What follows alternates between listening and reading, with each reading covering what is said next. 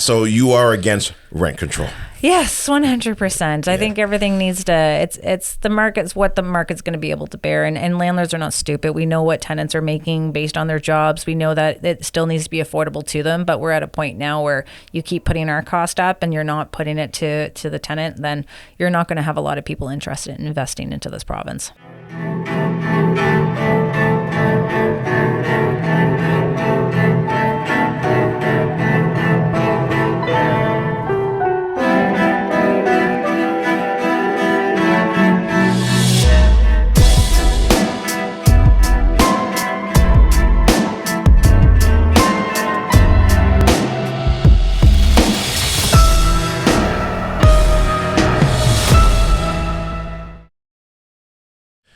Kayla, welcome back. We are here for part 2, and today we're going to be talking about the affordability housing crisis issue, rent control and renovictions, and then tools to help landlords. Because there are a lot of new tools that have recently come out, and I think if you're a landlord, you may want to know about them if you don't know about them. So let's touch on the affordability housing, because I've seen a lot of different, we'll say, webinars, seminars, in-person events, and I think you've attended some of them. So can you touch on that and just kind of dive into what affordable housing is and what it means? That's the question no one knows. Yeah. Being a part of I'm on the committee as the Affordable Housing Reserve Working Group. I've taken part in the Affordable Housing Summit with Sean Allen and Matrix Cares. Yeah. Being invited to Queen's Park now in March to talk about the crisis of affordable housing here in Ontario. And when you talk to politicians and they've had their meetings of AMO and they're like, define affordable housing. Yeah. And if you look at it, they would say it's 30% of someone's income, and that was where it was like, whoa, like that's not quite, a fair approach, especially if we do have people on OW and ODSP and they, gain so much money for shelter, which is like just over $600,000 or $600 a month. Yeah. For one person on OW, right? So that in itself, and knowing what affordable housing is, where there is tenants out there who live in government funded nonprofit housing who pay $120 a month to live in a 2-bedroom townhouse with garage, water's included, the tenant has to pay hydro and gas.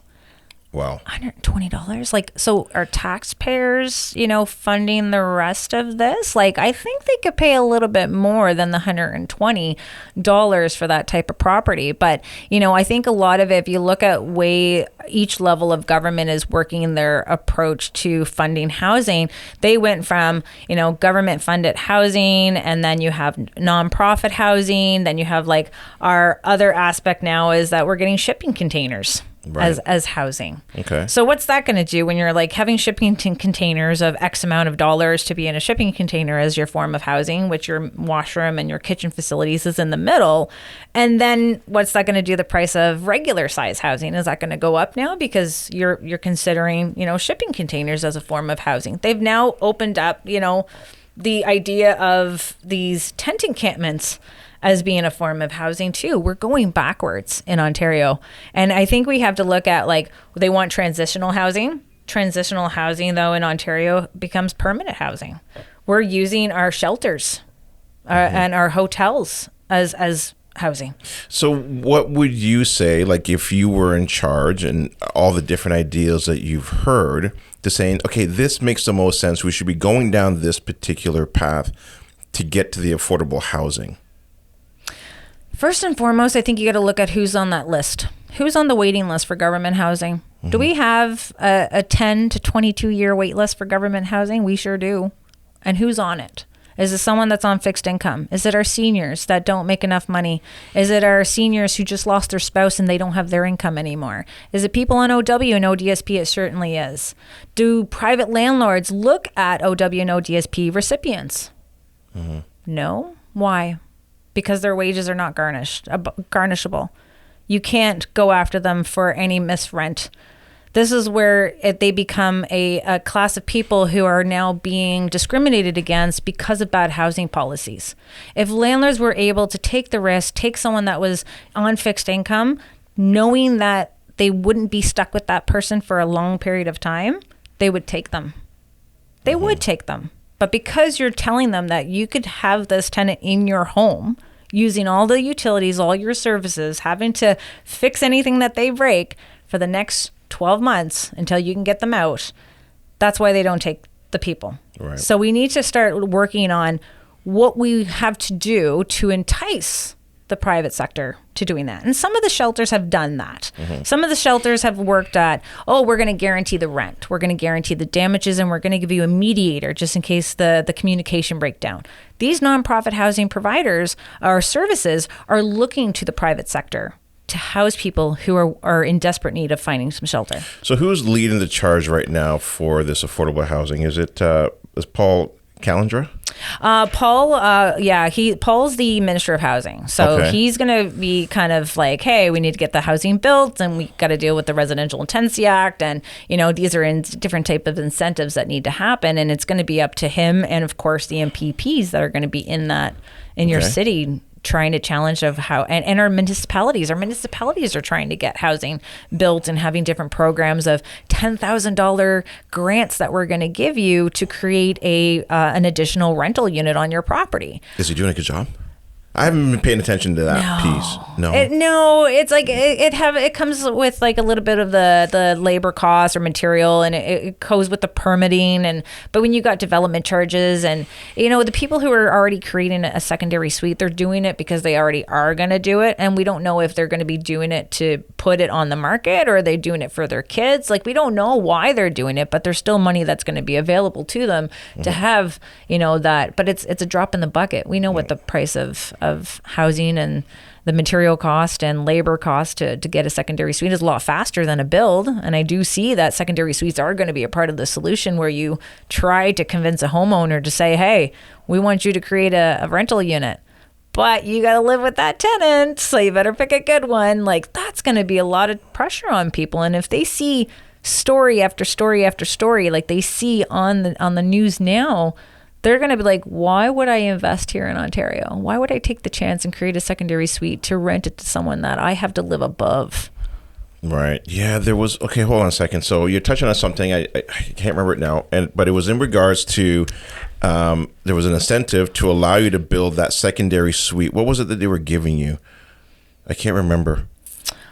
Is this like from a regional level? Well, what you just touched on. Oh, that's a city one. So sometimes you have regional level where they would actually give you, it's almost like a forgivable loan for creating a secondary suite. Was that what it was? Suite. Yeah, it was like at a regional level. Now the city's creating their own, and I think they're hoping that between the city and the region that they can come together and give you a nice little package to create that secondary suite. A lot of the landlords out here, we don't even need that money.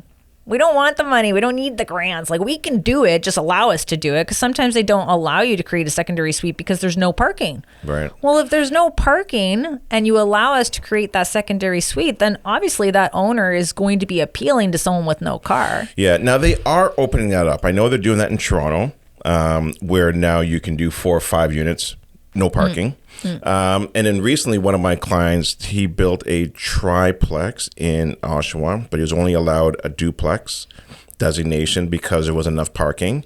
And then he just recently went back to the city and said, okay, yeah, fine. You know what? You can do the triplex now. Don't worry about the additional parking. So you're starting to see them make some changes there slowly.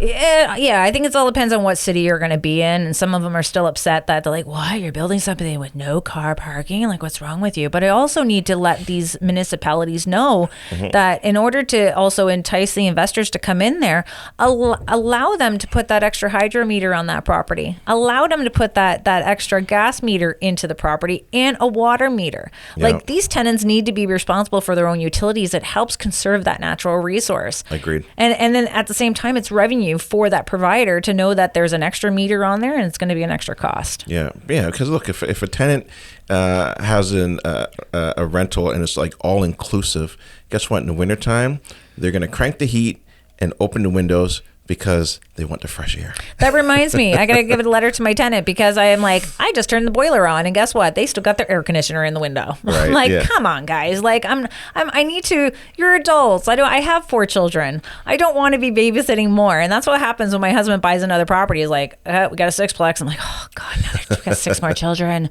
Right. But you know what? All my tenants are great. You know, I've been doing it for 22 years. I know how to bring that customer service level. You know, keep that professionalism, bring that business to your rental business, and I just try to teach that now to other landlords at the same time. Yeah, that's a good point as well too that you just touched on. I mean, like, look, even for myself as well too, most of my tenants are great. We'll say good. They're good tenants. Okay, we'll say they're good tenants. But also too, because I've also gone through hell. I've gone through in the beginning where you're screening your own tenants, and I'm like, oh, I get it. You just strung my heartstrings. I didn't really take a look at the documentation properly, right? And I think that comes with experience. It comes with time. But I think, and let me know what your thoughts are on this. In regards to tenants, and let's say you got a pool of 100 tenants, the stat that I always used to use was that 80% were good, 10% were great, 10% were bad. The 10% that were bad or professional tenants were really good at hiding in the 90%. Would you say that number is still around the same, or would you say those bad tenants have gotten a little bit higher? But how much more? I mean, I really don't. I don't know about bad. I don't know about the bad part, as like maybe their affordability is just not up there where we would pick them based on the fact that they have a lot of expenses. They have a lot of debt. Like when you're doing someone's credit check and you see the trade line and you see what debt is available to them or how much, is on their credit cards. And, I think that's what we're seeing, where it's going to be less of a quality tenant that's out there. But there is a lot of, it's look at the economy, like look at the price of groceries. Yeah, that's a fair point. Yeah, so it's inflation. So inflation has really turned these decent tenants that now fall in this category of bad tenants. And guess who's the last person to get paid is? Yeah, the landlord. Yeah, 100%. Right. Yeah, let's dive into rent control and renoviction. What are your thoughts on rent control? Okay.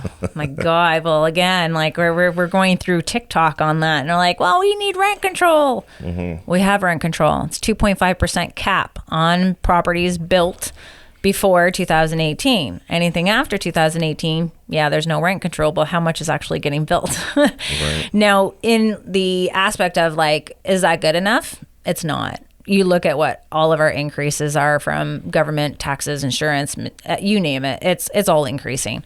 I don't know why tenants are exempted from those type of increases and protected at a 2.5% when obviously mortgage rates have, put a lot of people in hardships where they're now either going bankrupt or they have to sell. And when you look at what can we do as a society to look at rent control or revamping that, what does that look like? And I would say that it's going to be based on the property in itself. If you have a property that's all inclusive, yes, you should be able to raise your rent a lot higher because of the utilities that have went in there. If you have a property that's a rental that's a condo and the condo fees have increased, that increase needs to be higher. If you have a property that the tenants pay their own utilities and it's just, the taxes have went up and insurance went up, then that's going to be, a fair approach. Almost the way that Alberta does it. Like Alberta doesn't have any rent control, but they still have affordable rents. Yeah. How is that? Well, I think the problem is that once you get government trying to jump in and control things, that's where things get out of whack, right? Because you're now protecting them, but you're all, and I said this before too, is that you're actually causing more harm to them. Mm-hmm. Because now you've put them in this bubble of rent control while inflation is impacting everybody else, and now they're in this property for 5 years. They finally leave because the landlord sells the property or they got to move into the property. And now all of a sudden they're outside the bubble into the real world of inflation. They're like, whoa, what happened? Because we all know what happens is that when you're in this box, you spend your money on other things. But if you're following the pace of inflation, you got to keep up with inflation. And that's exactly what it is. And now landlords, we're looking at, okay, we have tenants that used to stay, 2 to 3 years? They're now staying longer. So now when we pick our rent in between tenants, we have to consider all of the increases that we're predicting from government, from other institutions and hydro and whatnot. And we have to now jump it. Because that tenant is going to be there for a long period of time. We know that our price of our fridge, our stove, anything that we need to replace. We know bed bugs and what the treatment is. We have to, put at the cost of replacing your furnace, your boiler, your roof, whatever case. You have to be better prepared And that's something that I don't think our government is very prepared. They don't run their money as tight as they should, because that's why we can continue to keep having these increases. Right. Because it's wasteful spending, and and this is the part where if we had a different approach to how we were able to raise the rent, we wouldn't be seeing these jumps in between tenants. And this is why you'll have tenant unions and different elected officials trying to introduce rent control in between tenancies. Okay. That would be the death of any private landlord rental unit in Ontario if they tried to do that. Agreed. So I think they're smart enough, and that's why our hope is only on the Conservatives right now. Okay. Yeah. So you are against rent control. Yes, 100%. I think everything needs to, it's the market's what the market's going to be able to bear. And landlords are not stupid. We know what tenants are making based on their jobs. We know that it still needs to be affordable to them, but we're at a point now where you keep putting our cost up and you're not putting it to the tenant, then you're not going to have a lot of people interested in investing into this province. Yeah, let the market do what the market's going to do. Numbers need to make sense. Yeah, 100%. And if you allow developers to build these homes, you have a larger supply, and then tenants can pick and choose where they want to live. And if you're going to raise my rent by $200, screw you, I'm going over here because it's, $100 cheaper. Now, this is where you get tenant activists, and they'll be like, well, you know what? Rental units shouldn't be a business. It's a human right. I'm like, is housing a human right, or is shelter a human right? Mm-hmm. And that's where I think we're getting confused between what we're offering here. We do have businesses that got bailed out through COVID. The commercial landlords got bailed out. We have airlines that got bailed out. Nothing for the residential landlords. Nothing. Yeah. Absolutely nothing. So we look at the fact that we understand that if someone does become homeless, it does, from approximate of, speaking with my regional managers there, they said that it was about $3,000 per month to house one person in an emergency shelter. Really? Where's that money coming from? That's coming from taxpayers. Yep. So each housing policy that results into, not able to have the landlords and tenants work things out, it's gone to the board, they get evicted, they're now homeless. They understand that they're using small landlords as a social agency with no compensation. Yeah. And that's where we draw the line. It's like you either give us some rights that we can be utilizing to protect ourselves and to protect our tenants, or you're going to see a decrease in this market like you've never seen before, and you're going to be able to see that there's more tent encampments that are going to be the new norm. It's happening. It's happening right now. And it's happening. As we speak. So what are your thoughts on the new municipal renoviction bylaws that's being introduced? What do you think about that? It's a cash grab. Yeah? Let's be real. Like a lot of if we're hurting, our tenants are hurting, the cities are hurting. They're looking for ways to get money, and this is a way for them to understand that yes, there is a lot of aging infrastructure. They know landlords are going to be forced to act on those aging infrastructure properties, and they need to do the renovations. So break it down. What exactly is in that bylaw? Well, there's going to be bylaws all over the city. They're all different. Everyone's different. Hamilton's done it. I believe I'm hearing that it actually is being challenged in court. But again, why is the municipal government introducing this? This is not their jurisdiction. And why isn't the province stepping in to tell these municipalities, yo, we've already dealt with this in our bill at the provincial level. Why are you guys creating something at the municipal level when it's not their jurisdiction? But they want to be having their hand in the cookie jar. They want to get a cookie too. Okay, but let's break it down though. So I'm a landlord and I want to do this renoviction. How does that work? So at the provincial level, when you are, giving yourself a N13, it's called an N13 application, you're giving that to the tenants, giving them 120 days to letting them know that you plan to renovate the unit.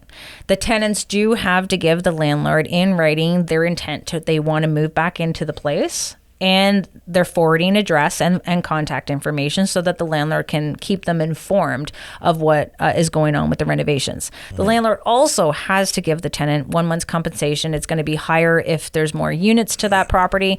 But again, it's going to be based on if the city has ordered that renovation order or they haven't. Because if the city orders the landlord to do the renovations, then it does require the tenant to leave. Then the landlord's not required to give the tenant any compensation. Then the tenant can say, I'm not moving. Then you got to file at the landlord and tenant board. Right. Now that you're filing at the landlord and tenant board, you have to wait. And you have to have your hearing. And you have to explain to them why you need the tenant to leave. And then they'll grant the order to say that the tenant has to leave. And then the tenants get to move back in at the same rate.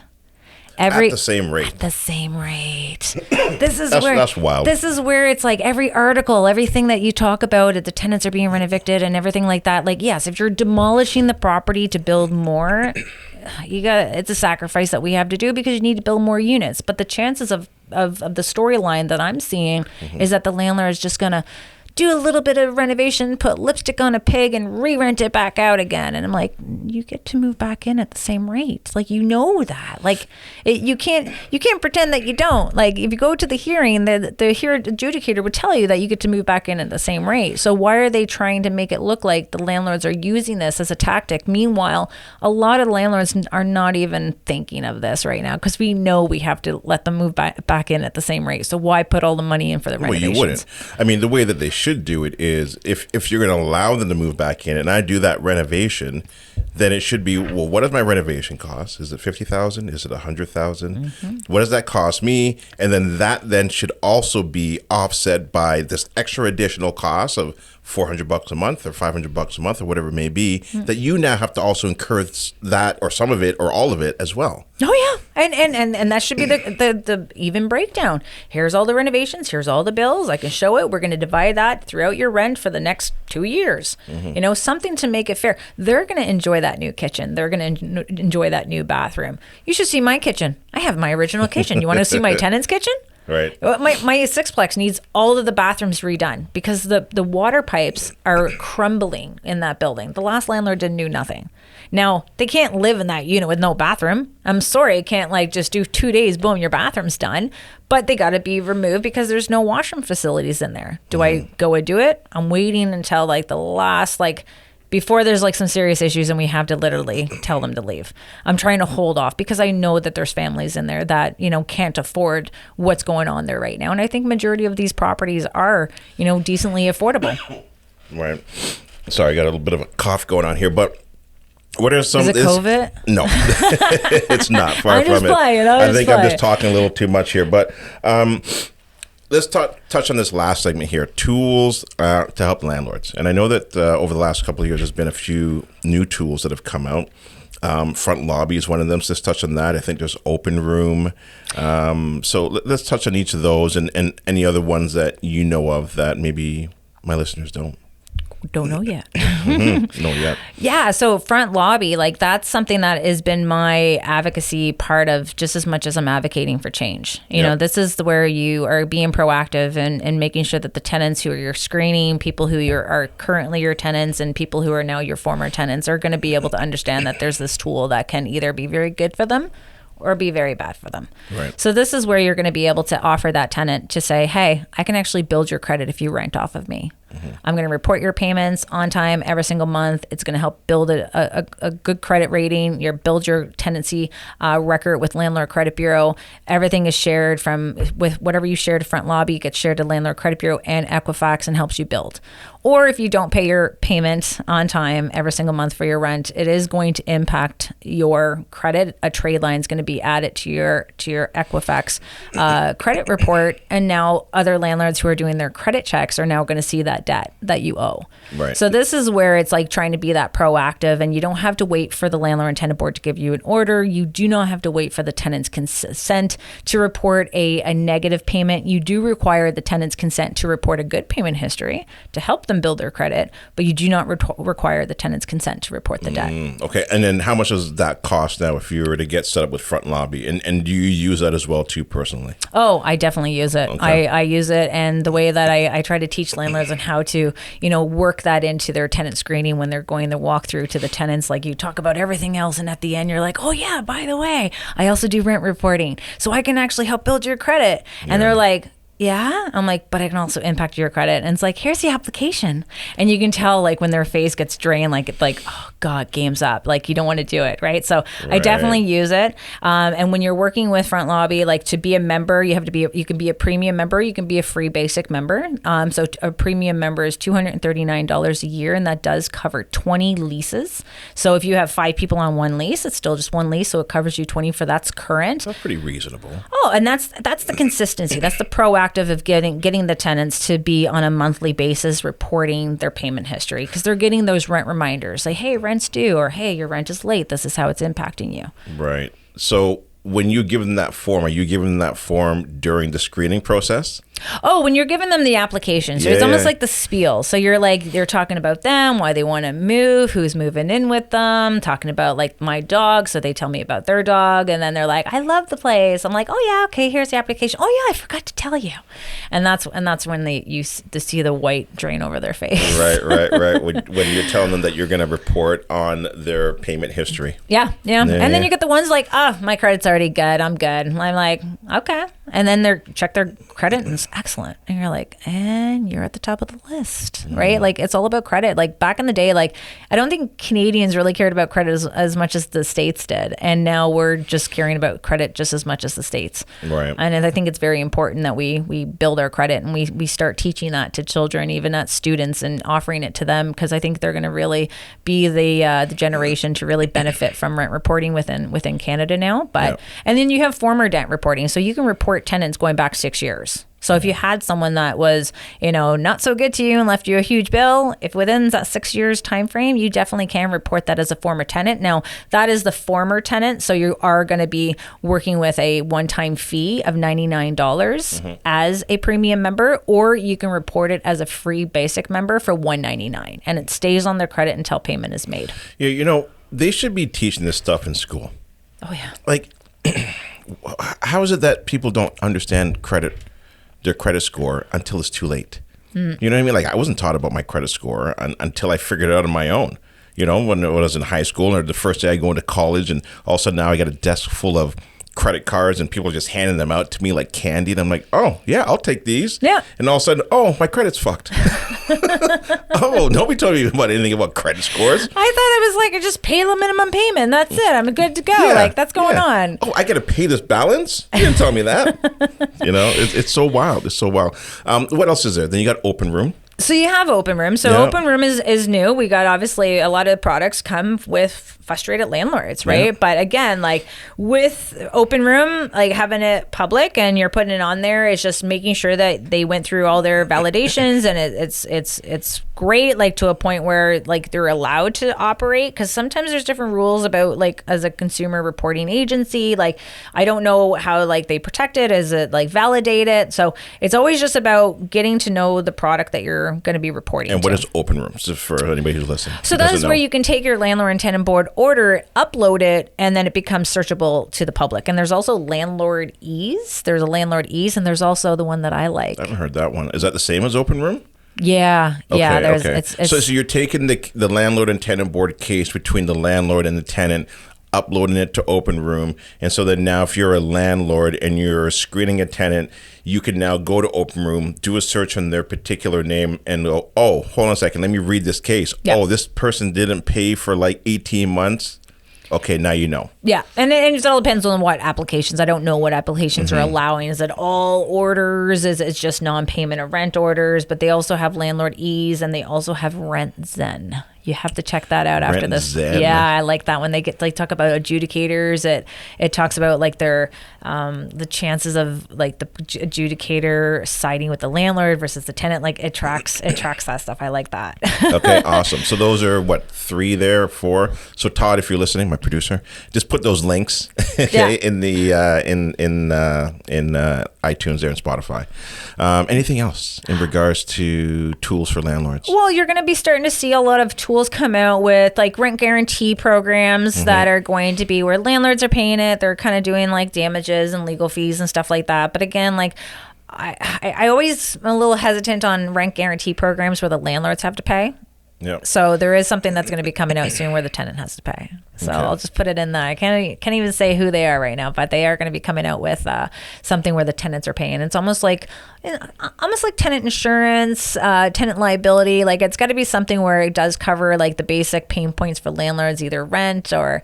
So it's going to be fun to talk about them. I'm going to have them in the group and get everyone's feedback, because it is about understanding our pain points and understanding that there is a way for us to create a product or a service that can help us until we have our elected officials wake up and make the changes that they know they need to make. Right. Well, Kayla, listen, I think you're doing a great job waking up some of these officials. Keep doing what you're doing. Thank you very much for your time. Thanks for coming in. If people want to learn more about you, get in contact with you, follow you, how can they do that?